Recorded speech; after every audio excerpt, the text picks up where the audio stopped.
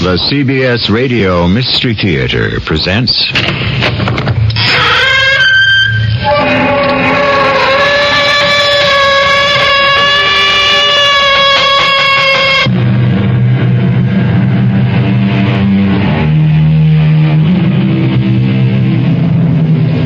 Come in. Welcome. I'm E.G. Marshall. No form of medicine is so dramatic and so mysterious as the art of the surgeon.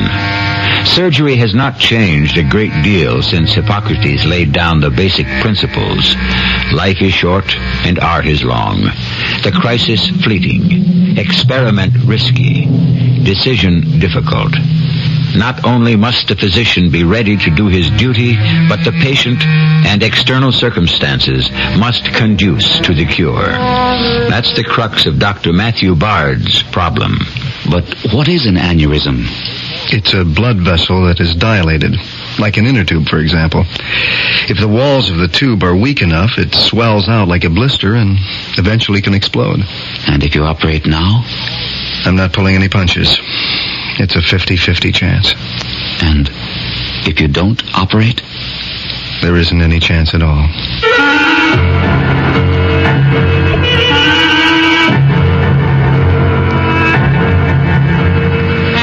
Our mystery drama, The Exploding Heart, was written especially for the Mystery Theater by Ian Martin and stars Bob Caliban. It is sponsored in part by True Value Hardware Stores and Contact, the 12-hour cold capsule. I'll be back shortly with Act 1. Deck the halls with boughs of holly, fa la la la la la la la la. You're probably sick of hearing that. But then, maybe not. In any case, let's get down to business. I'm Tony Randall, thank you. And I'm back again for Matus, the superb rosé and white wines that add dash to any holiday dish. Glazed ham, duck l'orange, smoked eel even. Or a partridge in a pear tree. Anyway, I bring glad tidings. Zesty Matus rosé and delectable white Matus have been graciously placed in special holiday gift cartons. Give each one separately, or give them together in a beautiful dual carton. Whichever way you choose to give them, you'll be giving friends the wines they choose to get. Remember, a gift is but a gift, but a gift of Matus is a gift of Matus. Matus Rosé and White Matus, separately or together in holiday gift cartons, imported by Dreyfus Ashby & Company, New York, New York. If you're a driver, if you're actually driving a car right now, consider this. 55 miles per hour saves you gasoline, and you know how much money that can cost you these days. 55 miles an hour saves you other troubles you don't need, like the worry about that car behind you with the flashing light on top. It's after somebody else. 55 also saves wear and tear on your car. But even more important than any of those things, 55 saves lives. Since 1974, when this national speed limit began, driving 55 miles an hour has been the single biggest factor in reducing highway deaths by more than 36,000 people. That's a lot of lives. So check your speedometer frequently. And remember, 55 saves lives. One of them could be you. A public service of this station, the U.S. Department of Transportation, and the Advertising Council.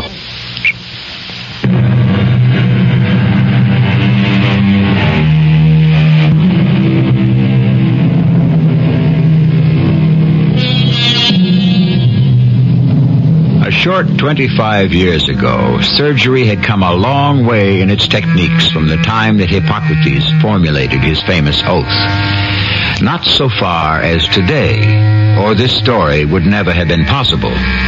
In the year 1979, Dr. Matthew Bard is a towering figure in the field of surgery. In the early 1950s, he was just beginning to establish his name and his career as Chief of Surgical Services at Williams Memorial Hospital.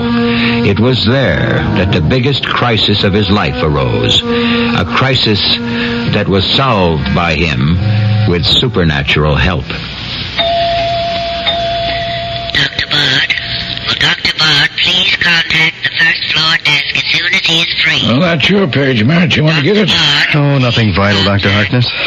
What was it you wanted me for? Oh, nothing too vital either, depending on how seriously a fellow takes his game. I was wondering if we could get 9 holes in before the light goes. I'd love to. My golf is so rusty, I don't think I could break 100 anymore. Well, we have kept you pretty busy the last 6 months. You owe it to yourself and your patients to take a little time off. Well, that's a pretty good offer coming from the Chief of Staff. The Chief of Staff knows a good thing when he's got one. I don't want any chance of my top surgeon falling apart on me. Look, I'd like to, sir, but I'm afraid tonight is not the night. I have a big dinner date with a certain young lady. Well, that's an item, all right. If the wedding bells are in the offing, I hope you picked a local girl so you'll settle down here and we can keep you. Wedding bells are involved, all right, but not for me. My sister Kim. Tonight's the night I meet the guy who snared her. Yeah, she's a lovely girl and she deserves the best. Who's the fella? Are you ready for this? J. Norton. Well, that's a distinguished family, all right. Uh-huh. This hospital wouldn't be here if it weren't for Norton money. Or this town. Norton Mills is what keeps it going. I just wish he wasn't so rich. Who? J. Norton. Kim's boyfriend. Why, do you have anything against money? No, except maybe that I've never had that much so far, and it scares me when it comes in gobs. Well, don't you worry about young J. Norton. I've met him once or twice. He's a big, good-looking fellow, and I'm sure he'll make your sister very happy. Give him my regards. I will, sir. And don't mind me. I'm just disgruntled that I'm in the way of losing my built-in housekeeper. What am I going to do without Kim? Why don't you find a girl of your own? Now, that's easier said than done with my hours. Station 1, paging Dr. Matthew Bard. Will the doctor pick up if he's I guess I'll let you get on with it. You better answer your phone. Maybe we can get some golf in this weekend. I'll count on it. Paging Dr. Bard. Station 1, please. Dr. Bard speaking. Station 1, Nurse James. Matt here. What's on your mind, Jimmy? Your sister was on the line, but she just hung up. Any idea what she wanted? I think just to be sure you hadn't forgotten an important dinner appointment tonight. Would I do a thing like that? Oh, you certainly would. Jimmy, you're a bully. But I only do it to those I like. Go on home now, Matt Bard. You know, if you were 5 years younger, I'd marry you and take you home with me. Do you know if I were, I might just take you up on that. I better do as you say, Jimmy. First, I've got to check out this J. Norton, and he'd better check out good.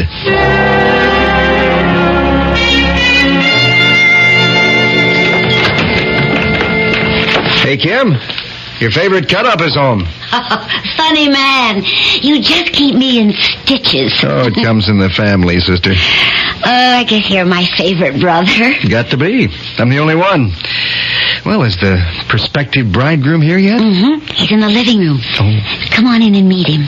And try to be nice. When am I not? He's good enough for you? He's got to be good enough for me. Well, he is. Here he is. And here I am. With my 2 favorite men in the world. It's a pleasure to meet you, Doctor. For me, too. I've heard enough about you. I'll bet I've heard more about you. From the same source. Not just Kim. From lots of other people, including my father. Your father? Sure. He knows everything that goes on at Williams Memorial. It's his pet project. He thinks very highly of you. I'm flattered. You should be. He's a good man to have on your side. But don't ever let him get on the other side. He's a tough old boy. Oh, I don't think Matt plans to ruffle his feathers, do you, Matt? I mean, you don't have any bright notion of trying to stop Jay and me from getting married. Why should I? What's more to the point, how could I? You are the head of the Bard household, aren't you? I'm going to leave you 2 alone while I check on dinner. Now, you get to know each other. You're both very important to me. My sister. A drink? Yeah, no, thanks. I want to keep my head clear. But don't let me stop you. Oh, it isn't a surgeon's habit, generally. I'll wait for dinner. We'll have some wine. That suits me. Doctor, can I make it Matt? Of course. This is a little awkward for both of us. Except it shouldn't be. Wherever Kim's and my home is can be your home. Kim and you are headed for your own life first, and my part in it, I hope, will be substantial. But you too come first. I love her very much, Matt. You better. I want to give her everything in the world. Oh, I think she's ready to settle for just you. If I'm good enough. Yeah, Matt, before we're married, I want to be checked out all the way. Checked out? How do you mean? Well, shouldn't I have a complete physical examination? What, have you had any problems? No, none I know of. I think I'm pretty healthy. Well, you look it. But if you want to, a complete workup isn't a bad idea, just to clear your mind. You want me to set up something at the hospital? I want to be honest. My old man is rich. That doesn't mean I am. I have a job and prospects, don't get me wrong. I know I can provide for Kim, and one day I'll inherit the whole ball of wax. It's just, right now, I'm no big deal. Can you make Kim happy? I think so. The rest will work out. I still think a complete physical would be a good idea. Okay, you got it. Who am I to hold up the course of true love? I'll set it up for tomorrow. Check into outpatient tomorrow morning at 8 o'clock, and we'll put you through the works.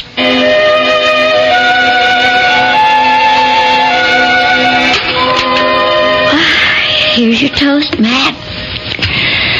Oh, I thought this was a morning off. You didn't tell me you were scheduled for surgery. Oh, I'm not. I just want to get in early. Habit, I guess. Oh, you work too hard, Matt. Here's some coffee. You, like Jay, don't you? What's not to like? Matt? Yeah? He's coming in for a checkup, isn't he? Sure. That's why I'm off early. Just wanted to make sure he'd clear all the humps and move on through. What do you mean, humps? You don't think there's anything wrong with Jay?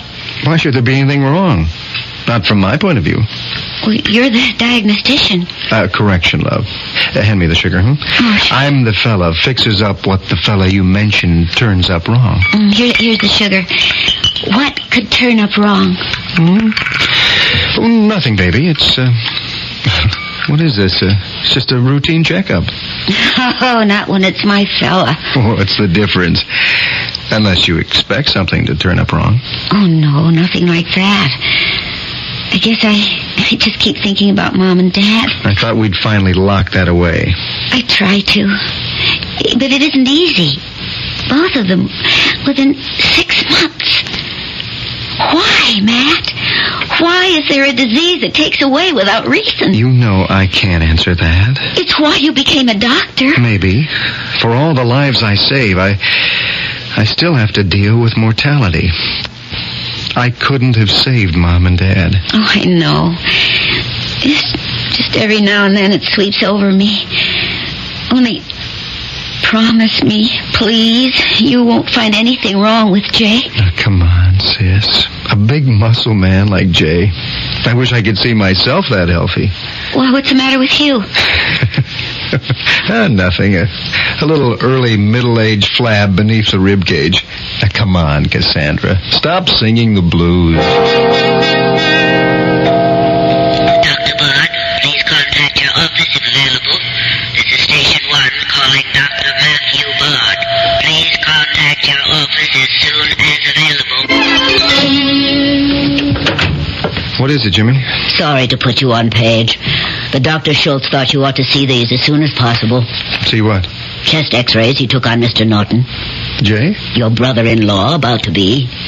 What's wrong? He has a report with them, but he thought maybe you ought to view them on the scanner yourself. Okay, Jimmy. Set them up while I read his diagnosis. Will do. They're ready for viewing, Doctor. I don't want to look at them. They're that bad, then? Can't you read them for yourself, Jimmy? You see this dark mass here between the lungs? Mm-hmm. That's an aortic aneurysm. Big as a grapefruit. Just waiting to explode. You'll have to operate.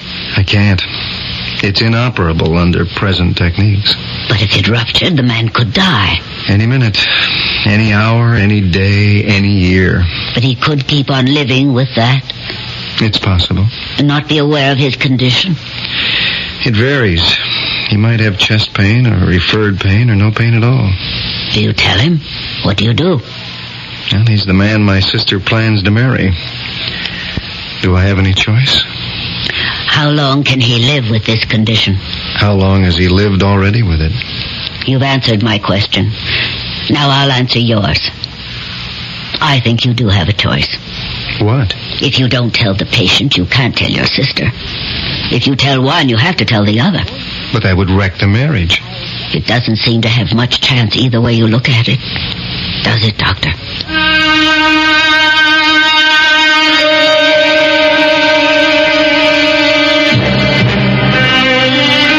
All of us at various times face the decision whether to pass on bad news or to keep it to ourselves.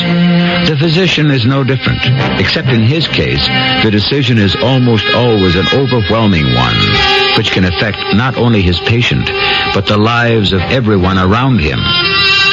Dr. Matthew Bard faces such a decision now, and beyond it, an even more tremendous one. I shall return shortly with Act 2. Merry Christmas, Merry, Merry Christmas from your Kmart Christmas store. You know, Christmas is one of the most dangerous times of the year for home fires. So now's the time to give your family the gift of safety with the new First Alert smoke detector with escape light. Unlike other smoke detectors that warn you by sound only, the new First Alert has a bright, built-in escape light that turns on when the alarm sounds. So it not only warns you, it lights your way to safety. And this is important in case of a power failure during a dangerous night fire. The First Alert smoke detector with escape light is easy to install and comes with 2 replaceable 9-volt batteries. So protect yourself this holiday season and all year long by installing a First Alert smoke detector with new escape light from Kmart. Christmas spotlight every place at Kmart's Christmas saving place. You've changed, Bernard. You're not the man I married. What do you mean, Francine? Remember the way you were, vulnerable. You made mistakes. But now look, you're confident. Everything you do turns out right. It's that book you sent away for. It's just a catalog from the Consumer Information Center. It lists more than 200 federal publications you can send for on building, fixing, eating, Buying, selling, working, playing, living. and more than half of them are free. Yes, Francine, the man you married is gone for good. All right, Bernard. But would you make just one more mistake for old time's sake? All right. For you, I'll just replace that window glass like I used to. Whatever you do, learn to do it better. Send for your free catalog. Just write Consumer Catalog, Pueblo, Colorado, 81009. Francine, send for that publication on First Aid. What was that address? Pueblo, Colorado, 81009.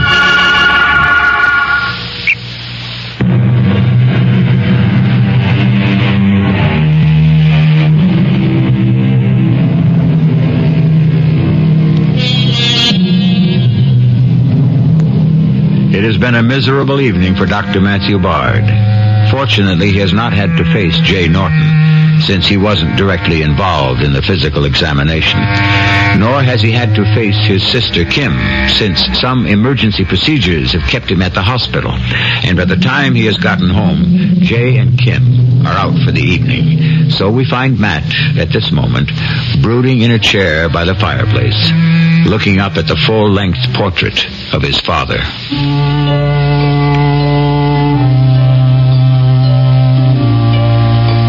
So, what do I do, Dad? If I tell Jay the truth, the boy will never marry Kim.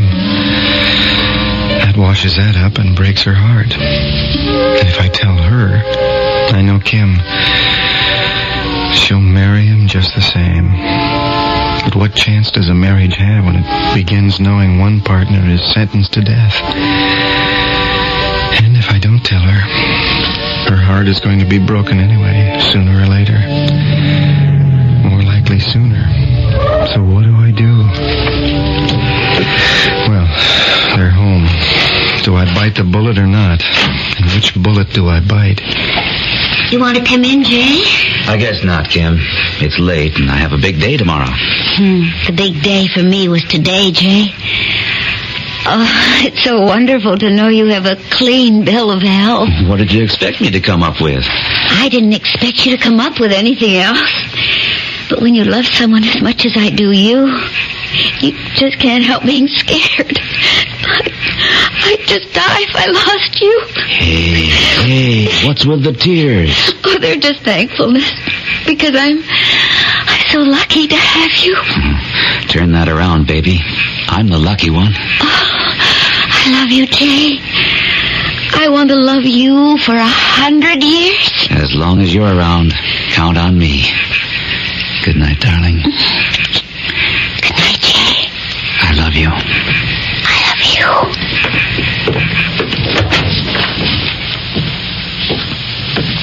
Oh, Matt. I thought you'd gone to bed and left a light on in here. No, I just got back from the hospital. Oh, you must be tired. I'm glad I didn't ask Jay in. Yeah, I'm glad you didn't, too. Why? Something wrong? No, what could be wrong? It's just that I'm so tired. I've been yawning in his face. Matt, you don't look well. Are you all right? Of course. I'm fine. Well, you work too hard. It's my life. I wish you could find someone to give you the kind of life you're missing. Oh, I'll find her. Whoever she is, one of these days. Oh, Matt, I'm so lucky. Jay's really a terrific guy. You do like him, don't you? Of course. I can't wait to have children. Big, healthy hunks like him. I bet he's the healthiest specimen your old clinic has seen in a long time. I didn't examine Jay, you know. But you know they gave him a clean bill. So I understand. You know, it's silly of me. Now, what could be wrong with a big lummox like Jay? But I swear, I worried all day long till he phoned me with the good news. You shouldn't go borrowing trouble, kid. I can't help it, Matt. Ever since Mom and Pop... I mean, it was bad enough the way it happened to Mom so fast. But 6 months later to have that lousy, creeping thing hit Pop... Look at him. I hate that painting of him. Why? Because he looks so alive. As if he were ready to step right out of the frame. But he isn't. And he won't be here to give me away the way I always wanted. Easy, sis. Come on, easy, honey. That's what made me so afraid about Jay. I thought Mom and Pop were indestructible. And all of a sudden, poof, just like that, they were gone. Nothing we can do about it. Yet. Now, don't think Mom and Dad didn't zonk me out. It's almost worse being a doctor, a surgeon. I wanted to cut the malignancy out for them, but there was nothing I could do. I only hope in my whole life nothing like that can ever happen again. I don't think I can take it. Hey, easy does it. Okay. The vapors are blown away. I won't put you through anything like this again. And I didn't mean it about Dad's portrait. I mean hating it. I meant the other, though. He does look alive. I wish he were. I could use his help right now. For what?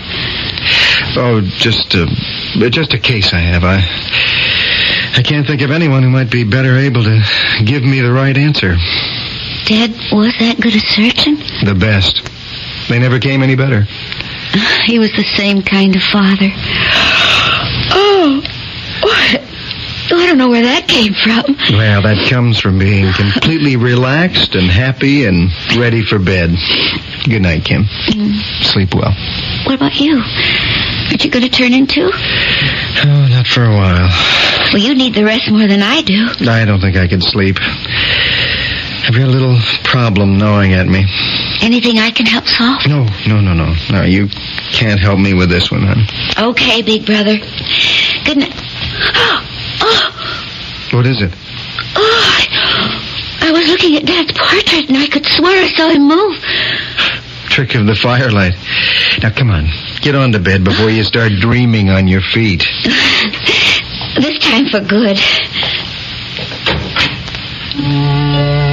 So, I didn't tell her. Is that the answer? Or am I just putting it off? Oh, Lord, help me. What am I supposed to do? What's the right thing to do? Well, Matt, the first thing I'd recommend is to get your face out of your hands. Father? Dad? Don't look to the picture. It's a blank. I'm sitting here, in the chair, opposite you. The way we used to sit, so many evenings. To hash out problems, medical or otherwise. Yes. Want to hash this one out? Oh, you know it. I need you to find an answer. Then let's consider the options. I have. They're all hopeless. Are they? It is an aneurysm? Oh, yes. A true one. Not dissecting? No. Pulsating. In the thoracic chamber? No. Peritoneal. In the stomach. Tricky to get at, behind the stomach. Yes. It hasn't ruptured. No, but it will, soon. It's fulminating. And it will kill the young man. Not a shadow of a doubt. Then the answer is clear. What? If you tell Kim you break her heart, tell the young man you break up the marriage. And break my sister's heart anyway. Yes. Tell them both and you're no better off. Keep silent.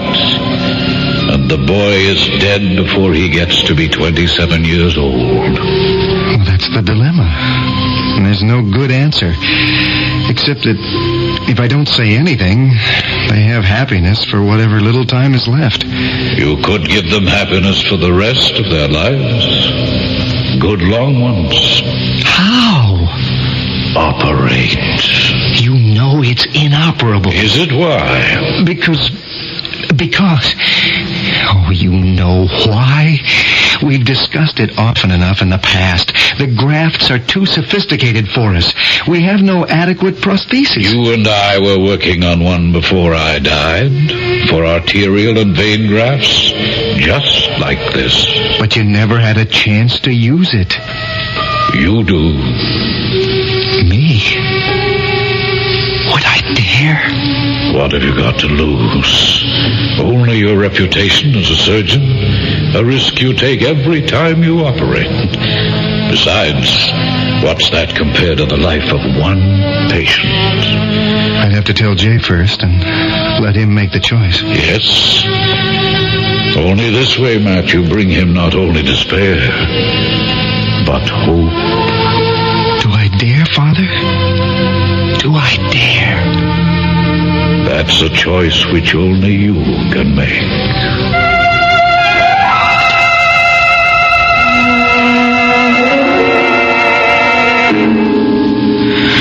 I don't know what to say, Matt. I'm just stunned. I don't blame you. But I feel as healthy as a horse. I know. How could a thing like this happen to me? Who knows? A bacterial infection that weakened the walls of the artery at some time. A heavy blow. You played some football, didn't you? Yeah. Or an accident in a car. Hey, that could be it. A kid a couple of months ago tried to run a light in front of me. I had to make a panic stop, and the guy behind me climbed right up my tail, and I took a whack from the steering wheel and knocked all the breath out of me. Maybe that was it. What is an aneurysm exactly? Well, it's a dilation of blood vessel because there's some weakness in the wall of it. Like an inner tube, you know. And if there's a weak spot and the air pressure is strong enough, it pushes out a sort of bubble that gets larger and larger or bursts. But how come I can't feel it? At the moment, it's not pinching any nerves or pressing on any internal organs. If it does, you'll have pain. And if it explodes? Hemorrhage.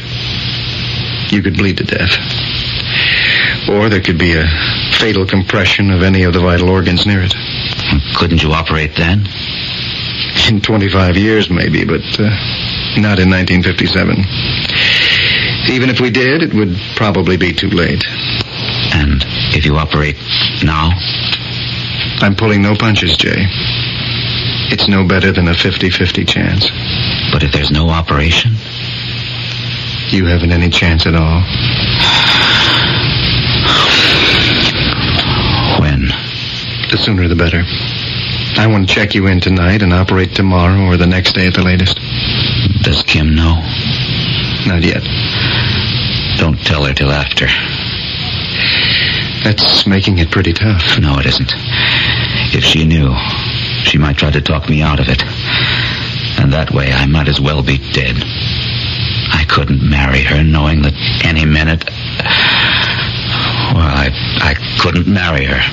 I thought that's the way you'd figure it. Okay, we keep it from Kim till after it's over. Nurse James. Yes, Dr. Harkness? Did Dr. Bard go up to surgery? I don't think so. He's not scheduled this morning. I believe he's still in his office. That's good. Thank you, nurse. I'll see him there.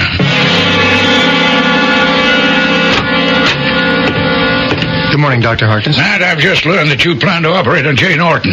The first moment I can. We're only holding for blood cross-matching now. You can cancel that. There'll be no operation. Why? Matt, I can understand your personal concern, your, what shall I say, quixotic desire, but it makes no sense. And as chief of staff, I can't countenance the wild risk that you plan to take. You may be thinking of a human being, and I hope before God I feel the same way, but I have other considerations that bind me as chief of staff. I don't believe this operation is warranted, and if it is, neither you nor I as individuals can sanction it. It's up to the medical board. Unless they agree, there will be no operation.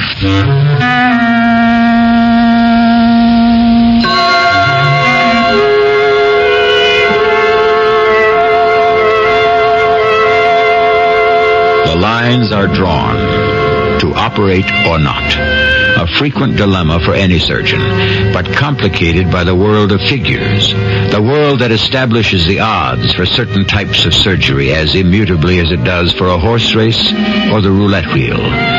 Remember, the year is 1957.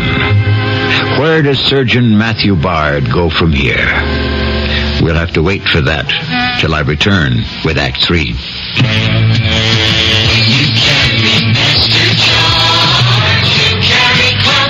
They should pass a law. When it's time for Christmas shopping, you get paid every day. So many gifts, so little cash. I can't wait for payday, so I don't. Thanks, Master Charge. I couldn't manage Christmas without that clout. When you carry Master Charge, you carry clout. Master Charge carries clout. It's good in more places than any other card. This time of year, you appreciate that kind of acceptance. Master Charge. Use its clout. What a year. One daughter had a baby, the other had twins. Now it's Christmas and I've got a pregnant shopping list. Ah, but this father-in-law, grandfather doesn't panic easy. Thanks, Master Charge, for all the clout. When you carry Master Charge, you carry clout. Look at us world, how we grow. Look at us girls, to see how we know. Girls have been fun exploring their lives, making new friends and discovering life. Girl Scout is part of being a girl, learning to be in a very big world, learning to care and learning to share, and seeking the answers tomorrow will bring. Being a Girl Scout means lending a hand, and being a Girl Scout means building our land. Hi, I'm Shelley Bruce, better known as Annie in the hit Broadway musical. Girl Scouts need adult volunteers. Call your local Girl Scout council today. Girl Scouts part of being a girl, learning to be in a very big world, learning to care and learning to share, and seeking the answers tomorrow will bring.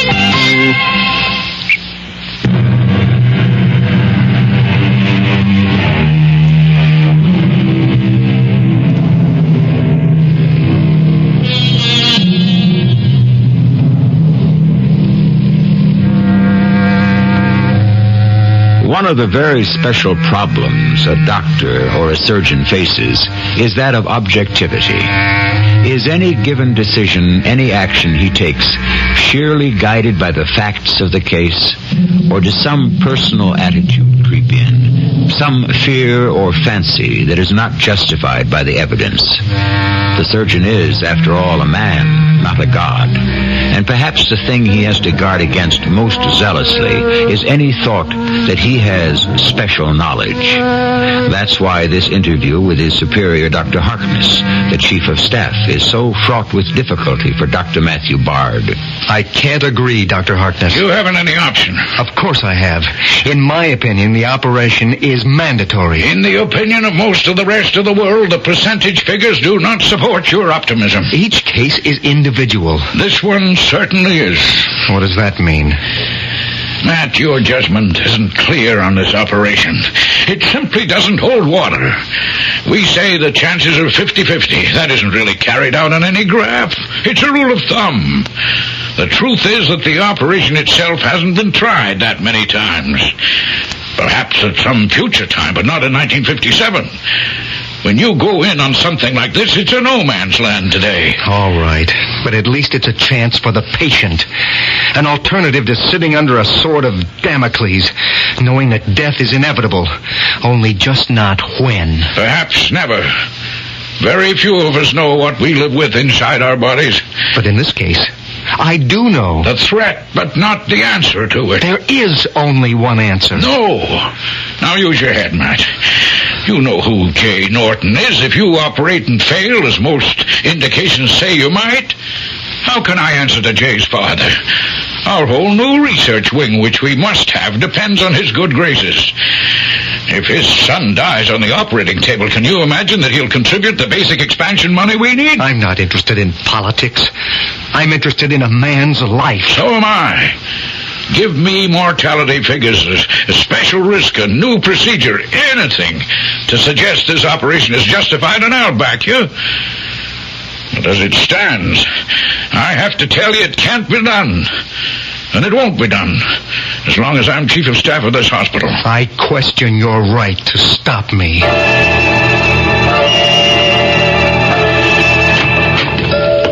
Kim, what are you doing here in the hospital? Waking up to all that's going on around me. Now, honey, whatever it is that you're all steamed up about, why don't you just sit down? I don't want to sit down. I want to know about Jay. All right. What do you want to know about Jay? He has an aneurysm. Aortic, right? Right. And it's fatal. Terminal. Whatever term you want to use. As far as we know. How do you know about all this? Dr. Harkness just called me. He wanted to try to explain. And did he? Not very well. What's to explain? Jay has something inside him which could kill him today, tomorrow, next year. Since it's all out in the open, correction, by all past experience, this year. Oh, no. You want to operate, and Jay goes along with you. I think it's the best chance, Kim. But Dr. Harkness doesn't agree. That's the problem. It is a chancy operation, and I can't honestly tell you that I would have thought of risking it except... Except what? Except for you. Except for Jay, whom I like. But way beyond that, except for a feeling I have in me that someone else helped put there that it's time to cross a new frontier. That this is something that can be licked. How can you be so sure? Because of where I came from. Because Dad gives me the courage to try and be damned. But if Dr. Harkness won't allow you to operate at Williams... Then I'll find a hospital that will. I want to buy you a future, Kim. But you're not accredited to any other hospitals. Where else do you operate? Then do you agree with me that I should? Oh, yes. Both me and Jay. Good.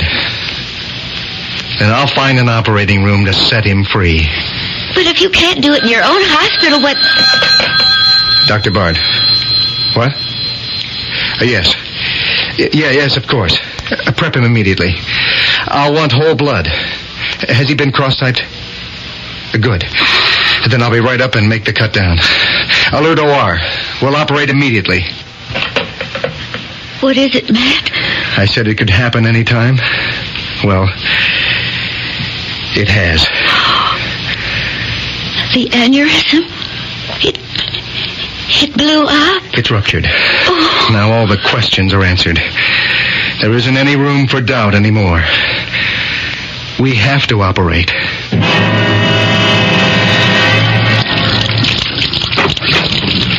Dr. Harkness.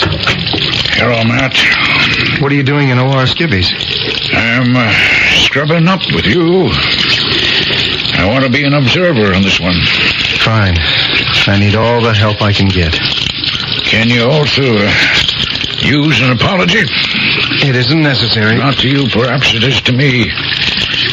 I was too quick to write off your interest in this case to personal interest.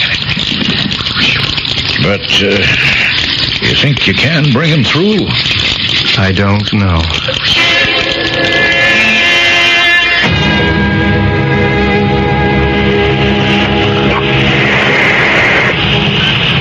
How's the patient, Jimmy? Stabilized at the moment. What do you have, Schultz? Respiration shallow. BP 120/60. Better get this show on the road. Can do. Is he prepped? Ready to open. What are we waiting for? Scalpel.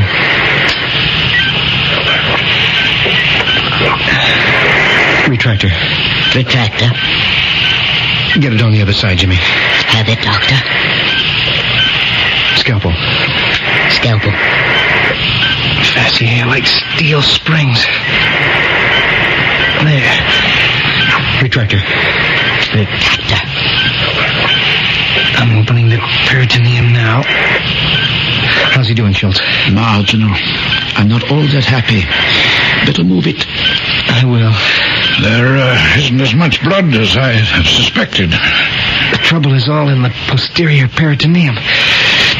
When I get behind the stomach is when the trouble begins. Suction.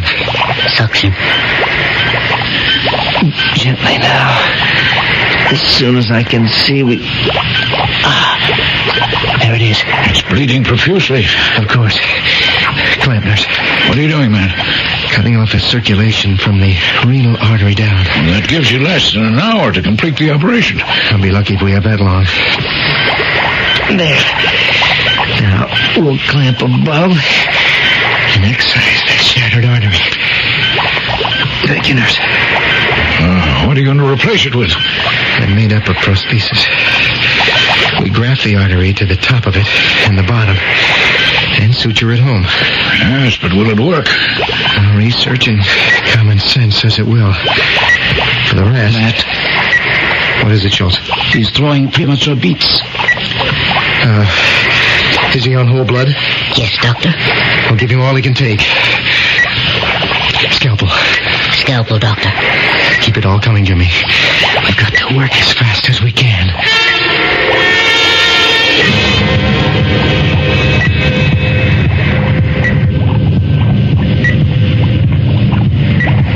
He's hemorrhaging. Give me more suction. You have it. We can't keep up with the blood flow. You have to, or we'll lose him. Doctor. What is it? He's fibrillating. I can't hold him. We have to close. We can't. I'm not finished yet. I've only begun. I have to keep him under anesthetic. We'll lose him on the table. The bleeding's getting worse, Doctor. It can't. We have him The clamped. ventricular beats, they're getting stronger. You've got to hold him for me, Schultz. He'll die unless we can complete the graft. His heart is giving out. I told you the operation was impossible. It can't be impossible. Not if Dad thought it wasn't. Not if I had his help. You only have to ask. Dad? I'm here. Now you've ligated above and below. Take the prosthesis. Now, cut out the damaged part of the artery and link it with the prosthesis.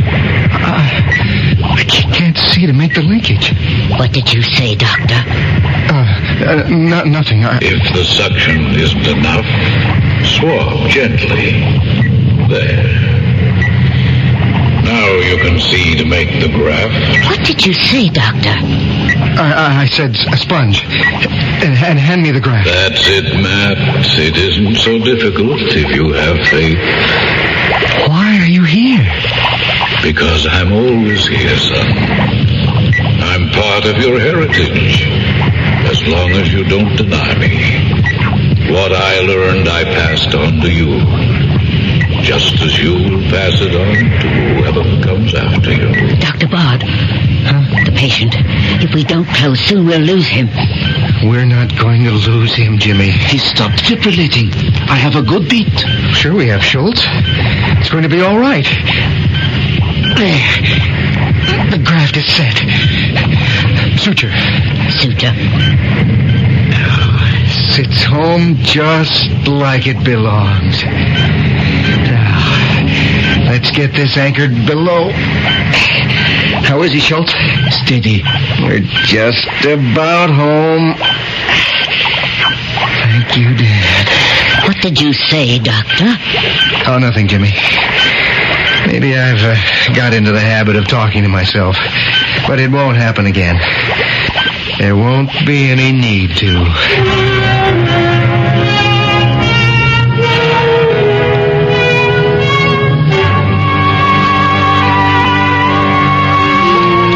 Is he, Matt?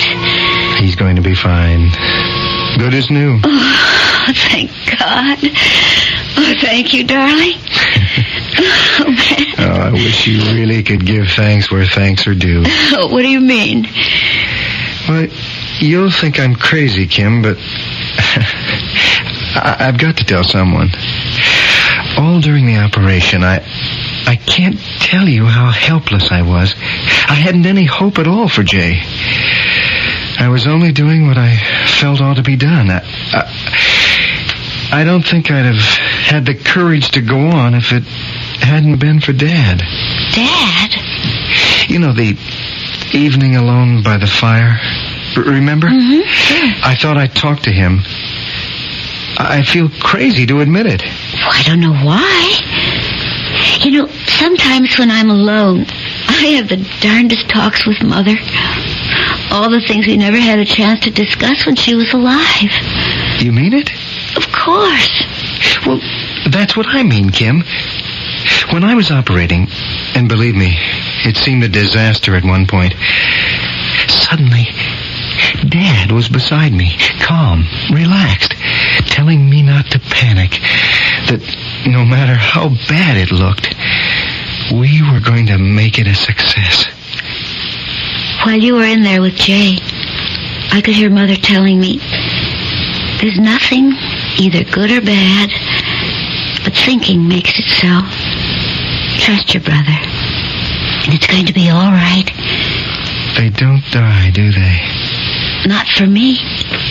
Our parents are there when we need them. I never thought you could be so sentimental. Oh, but I love you for it. What a marvelous godfather you're going to make. I don't know if I'll settle for that. I want to have some of my own someday. I'd like to be able to pass on to them what my dad passed on to me. I guess that's what life is all about.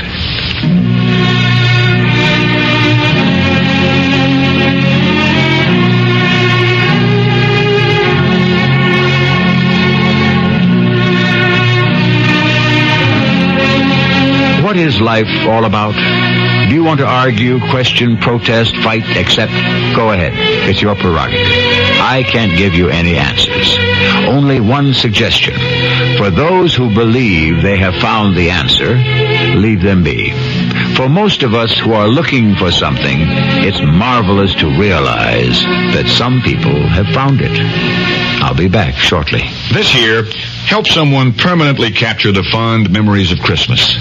Hi, Pat Summerall for True Value Hardware Stores to suggest you give a Panasonic portable cassette recorder for just $34.95. It's the fun, easy way to record all the excitement of Christmas morning around the tree, or to capture the voices of relatives and friends. The Panasonic cassette recorder features one-touch recording and tone control, has a built-in mic, and runs on house current or with optional batteries for use at home or away. Or give the Panasonic Mr. Thin AM/FM pocket radio from True Value Hardware Stores. It's just 5/8 of an inch thick. It has a film cone speaker with a rare earth magnet to help provide high-quality sound. And it's just $49.95 at participating True Value Hardware Stores. True Value Hardware is more than just a name. It's a way of doing business that means True Value. When I'm shopping, if it's something that we eat and we like it, we buy it. Mrs. Lana Locke depends on certain foods for her family. My kids really like the Kraft macaroni and cheese. They really do. I know if it's going to get eaten, that they're going to be happy with what I'm going to give them because they like it. I think it's in the cheese flavor, too, in itself. It all gets eaten. It never goes to waste. It's easy to prepare, and it's good. I know that they're going to like it. Kraft macaroni and cheese dinner. You know they're going to like it. Take your contact, take it now.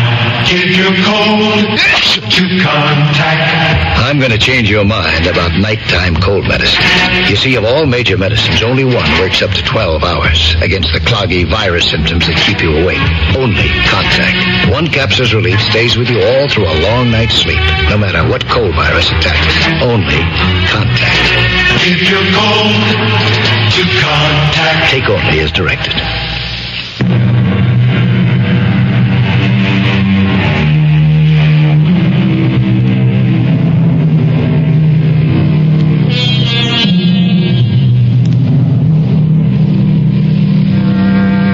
It occurs to me that in the presentation of this story, we may have seemed touched by the brush of little orphan Annie or other characters in imagination who rose to heights of fortune. Pragmatically, I would like to point out that in the generation since this story was told, aortic aneurysms, due to modern techniques, are a routine operation. The mortality rate is something less than 2%.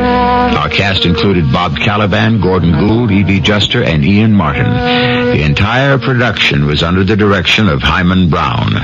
Radio Mystery Theater was sponsored in part by Contact, the 12-hour cold capsule, and True Value Hardware Stores. This is E.G. Marshall inviting you to return to our Mystery Theater for another adventure in the macabre. Until next time, pleasant dreams.